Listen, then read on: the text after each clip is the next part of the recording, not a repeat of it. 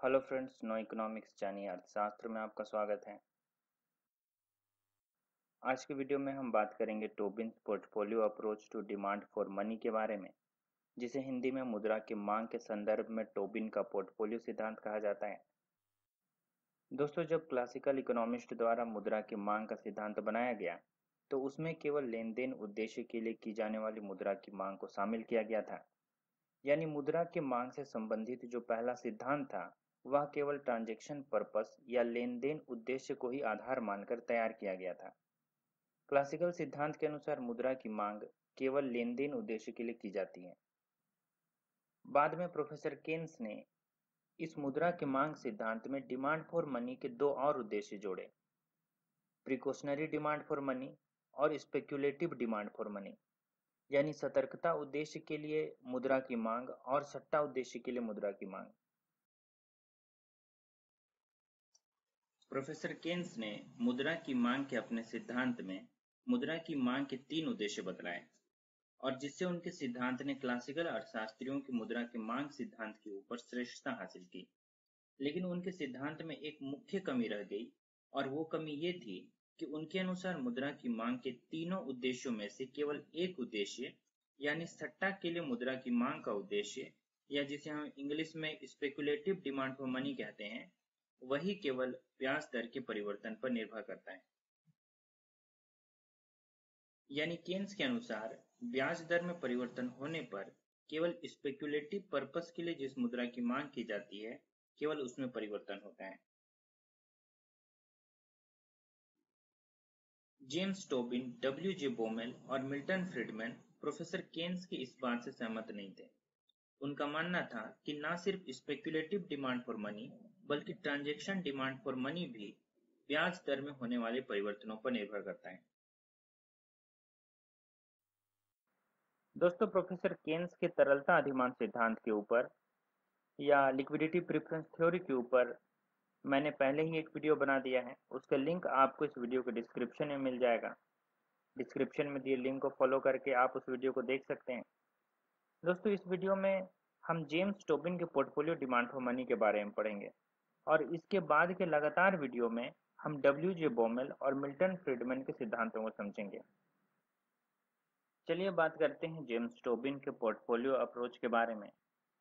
दोस्तों, जब भी हम आम जनता या कहें कि मेजोरिटी ऑफ पीपल के निवेश करने के तरीकों के बारे में बात करते हैं, तो व्यक्ति का निवेश अपने सारे पैसे को एक जगह पर ना करके अलग अलग जगहों पर विविधता पूर्वक निवेश करना, यानी अपने इन्वेस्टमेंट में डाइवर्सिटी मेंटेन करना एक अच्छा और सुरक्षित कदम समझा जाता है। जब एक व्यक्ति अपने निवेश को डाइवर्स बनाने के लिए कि वह कहां कहां पर अपना पैसा इन्वेस्ट करेगा इसकी सूची बनाता है, तो इसे ही इन्वेस्टमेंट पोर्टफोलियो कहते हैं। जैसे एक व्यक्ति अपने पैसों में से कुछ पैसा अपने पास हमेशा लिक्विड के रूप में रखता है या कैश के रूप में रखता है, कुछ बैंक में रखता है, कुछ पैसे से किसी कंपनी का बॉन्ड खरीदता है, कुछ शेयर में इन्वेस्ट करता है, कुछ गोल्ड में इन्वेस्ट करता है, वह प्रॉपर्टी में या रियल एस्टेट में इन्वेस्ट कर सकता है। इसके अलावा भी वो अपना पैसा कई जगहों पर इन्वेस्ट कर सकता है। दोस्तों, इस तरह का नियोजन करना या सूची बनाना ही पोर्टफोलियो कहा जाता है।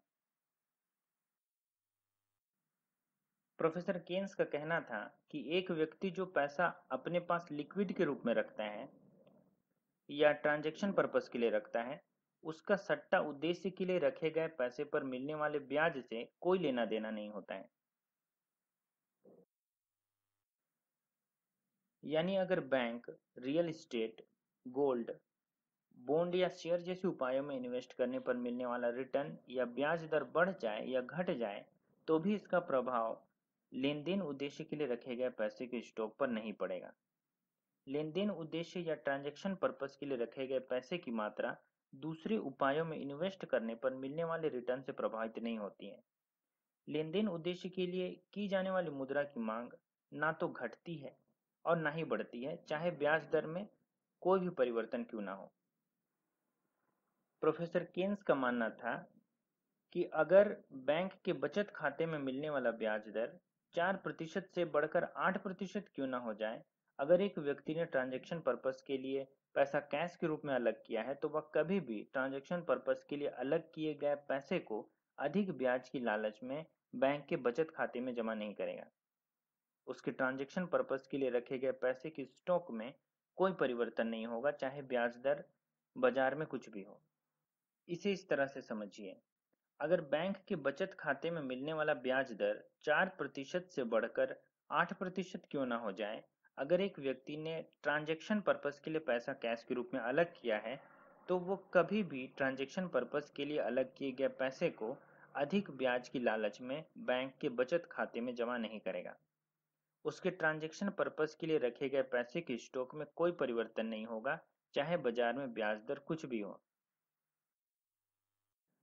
अब हालांकि हमने यहाँ पर एक हाइपोथेटिकल सिचुएशन पैदा कर दी है और केन्स के विचार को ओवर सिंपलीफाई कर दिया है, इसलिए हमें केन्स का यह विचार यहाँ पर रैशनल या विवेकपूर्ण मालूम नहीं पड़ रहा है कि स्पेकुलेशन डिमांड फॉर मनी ही केवल ब्याज दर पर निर्भर करता है और इसका ट्रांजैक्शन डिमांड फॉर मनी से कोई संबंध नहीं होता है। असल में केन्स का यह विचार इस मान्यता पर आधारित है कि व्यक्ति भविष्य में ब्याज दर में होने वाले परिवर्तनों का अंदाजा लगा सकता है, लेकिन जेम्स टोबिन का मानना था कि कोई भी व्यक्ति भविष्य में ब्याज दर में होने वाले परिवर्तनों का अंदाजा नहीं लगा सकता है। इसलिए कोई भी व्यक्ति शुरू में ही यह निर्णय नहीं ले सकता है कि वह कितना पैसा आने वाले समय में अपने पास नकद के रूप में रखेगा और कितना पैसा बैंक में रखेगा और कितना किसी दूसरे अधिक जोखिमपूर्ण परिसंपत्ति में या कम जोखिमपूर्ण परिसंपत्ति में निवेश करेगा। दोस्तों, व्यक्ति का बर्ताव तो असल में बाजार में हो रहे ब्याज दर में परिवर्तनों के अनुसार बदलेगा। जेम्स टोबिन का मानना था कि एक व्यक्ति कितना पैसा लेन-देन के लिए अपने पास लिक्विड या तरल के रूप में रखेगा, वह भी ब्याज दर पर निर्भर करता है। ठीक वैसे ही जैसे स्पेकुलेटिव डिमांड फॉर मनी के लिए मुद्रा की मांग निर्भर करती है, बस उसका संबंध ब्याज दर में हो रहे परिवर्तन की दिशा के विपरीत होगा। दोस्तों, हमने इस संबंध को समझाने के लिए बैंक के बचत खाते का इस्तेमाल निवेश के दूसरे उपायों के प्रतिनिधि के रूप में किया है। अब मान लीजिए कि बैंक के बचत खाते में मिलने वाला ब्याज दर किसी समय बढ़ जाए, तो व्यक्ति तरल या कैश के रूप में अपने पास कम पैसा रखेगा, और अगर बैंक के बचत खाते में मिलने वाला ब्याज दर कम हो जाए, तो वह अधिक पैसा अपने पास कैश के रूप में रखेगा। इसका मतलब होगा कि जब उसे बैंक में ज्यादा ब्याज दर मिलेगा, तो व्यक्ति अपने पोर्टफोलियो में ज्यादा पैसा बैंक में रखेगा और कम पैसा कैश के रूप में रखेगा। और ठीक इसके उलट, अगर उसे बैंक के बचत खाते में कम ब्याज मिलेगा, तो वह अपने पोर्टफोलियो में कम पैसा बैंक में रखेगा और ज्यादा पैसा कैश के रूप में रखेगा। दोस्तों, अब हमें यहाँ पर एक चीज समझ लेनी चाहिए कि जब भी हम यहाँ पर ब्याज दर कहते हैं, तो इसका मतलब केवल बैंक में पैसा रखने पर मिलने वाले ब्याज दर से नहीं है, बल्कि ब्याज का मतलब व्यक्ति के निवेश करने पर उससे मिलने वाले प्रतिफल से है।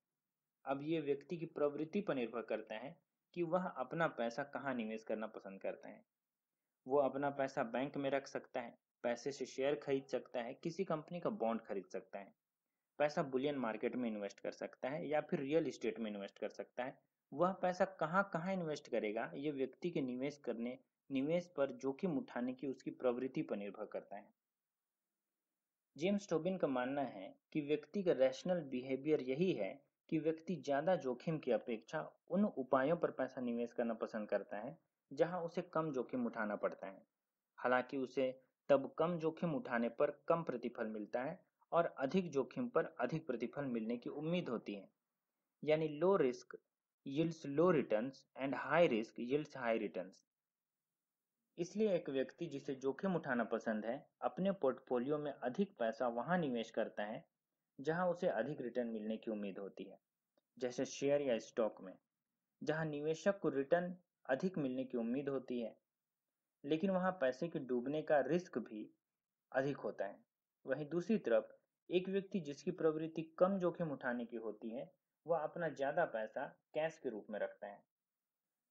जेम्स टोबिन ने अपने तरलता अधिमान दृष्टिकोण या लिक्विडिटी प्रेफरेंस अप्रोच में इंटरेस्ट रेट और मनी डिमांड के बीच एक विपरीत या इनवर्स रिलेशन एस्टेब्लिश करने की कोशिश की है। उनका कहना था कि एक व्यक्ति सामान्यतः अपनी संपत्ति का अधिक भाग उन उपायों पर इन्वेस्ट करना पसंद करता है जो उसे अधिक रिटर्न देते हैं। यानी जब निवेश करने पर मिलने वाला ब्याज या प्रतिफल अधिक हो, तो उसके द्वारा कैश या लिक्विड के रूप में रखे जाने वाले पैसे के अंश में कमी आती है, और ठीक इसके उलट जब निवेश पर मिलने वाला प्रतिफल कम हो तो उसके पोर्टफोलियो में कैश के रूप में रखे जाने वाले पैसे के अंश में वृद्धि होती है। यानी अधिक ब्याज दर पर उनके द्वारा लेन-देन उद्देश्य के लिए की जाने वाली मुद्रा की मांग कम हो जाएगी और व्यक्ति के पोर्टफोलियो में बॉन्ड, म्यूचुअल फंड और शेयर या स्टॉक जैसे उपायों में वृद्धि होगी, जहां उसे अधिक ब्याज मिलेगा। और ठीक इसके उलट जब ब्याज दर में कमी आएगी तो व्यक्ति के पोर्टफोलियो में लिक्विड एसेट की संख्या में वृद्धि होगी। व्यक्ति अपनी कुल संपत्ति का अधिक भाग तब कैश के रूप में रखेगा और कम पैसा बॉन्ड, स्टॉक, म्यूचुअल फंड इत्यादि में रखेगा। तो इस संबंध को हम एक डायग्राम की मदद से भी दिखला सकते हैं। यहाँ पर मुद्रा की मांग से संबंधित एक लिक्विडिटी प्रेफरेंस कर्व दिखलाया गया है। लिक्विडिटी प्रेफरेंस कर्व एक ऊपर से नीचे की ओर गिरती हुई एक कॉन्वेक्स रेखा है। यह एक ऊपर से नीचे की ओर गिरती हुई रेखा इसलिए है क्योंकि ये इंटरेस्ट रेट और ट्रांजैक्शन डिमांड फॉर मनी के बीच विपरीत संबंध यानी कि इनवर्स रिलेशन को दिखलाता है। यहाँ आप देख सकते हैं कि वाई एक्सिस में रेट ऑफ इंटरेस्ट को दिखलाया गया है और एक्स एक्सिस में ट्रांजैक्शन डिमांड फॉर मनी को दिखलाया गया है। आप देख सकते हैं कि जब ब्याज की दर अधिक होती है तो ट्रांजैक्शन डिमांड फॉर मनी कम होती है और ठीक इसके उलट जब ब्याज दर कम होती है तो ट्रांजैक्शन डिमांड फॉर मनी अधिक होती है। यानी जब बाजार में ब्याज दर कम होती है तो लोग अपने पोर्टफोलियो में अधिक पैसा अपने पास कैश के रूप में या तरल के रूप में रखना चाहते हैं। लेकिन जब ब्याज दर अधिक होती है तो लोग अधिक पैसा उन एसेट में निवेश करना पसंद करते हैं जहां उन्हें ब्याज दर अधिक मिलेगी। तब उनके पोर्टफोलियो में तरल या लिक्विड एसेट की मात्रा में कमी आएगी। दोस्तों, आप टोबिन के पोर्टफोलियो सिद्धांत के ऊपर हिंदी में लिखित आर्टिकल noeconomics.in वेबसाइट में भी जाकर पढ़ सकते हैं। आर्टिकल का लिंक आपको इस वीडियो के डिस्क्रिप्शन में मिल जाएगा। वीडियो अगर आपको पसंद आई हो तो इसे लाइक, शेयर और सब्सक्राइब जरूर करें, क्योंकि जब भी आप हमारे चैनल को लाइक, शेयर और सब्सक्राइब करते हैं तो इससे हमें बड़ी प्रेरणा मिलती है नई वीडियो बनाने में। वीडियो देखने के लिए आपका धन्यवाद।